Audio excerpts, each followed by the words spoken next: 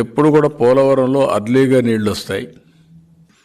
కానీ ఆ ప్రాజెక్ట్ నేను చేశాననే ఉద్దేశంతో ఈ ముఖ్యమంత్రి ఈ 4 ఏళ్ళు 5వ సంవత్సరం కూడా ఆపరేట్ చేయలేదు.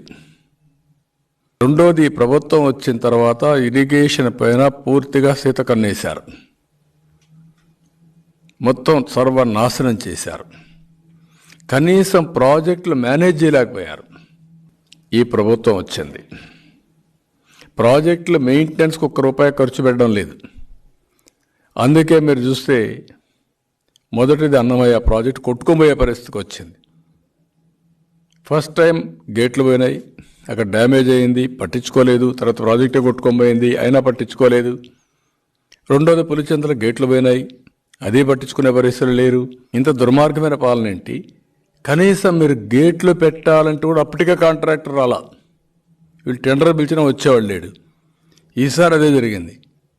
వీళ్ళు టెండర్ పిలిచినా గేట్లు పెట్టడానికి 8 కోట్లు 9 కోట్లది. 8 కోట్లకు ఒక టెండర్ కోసం కాంట్రాక్టర్ రాలేదంటే ఈ ప్రభుత్వం పైన విశ్వాసం లేదు. ఇంక వీళ్ళేం మెయింటైన్ చేస్తారు? కాంట్రాక్టర్లు వీళ్ళు ఏ విధంగా మెయింటైన్ చేస్తారు? ఈసారి మళ్ళీ కొట్టుకోము.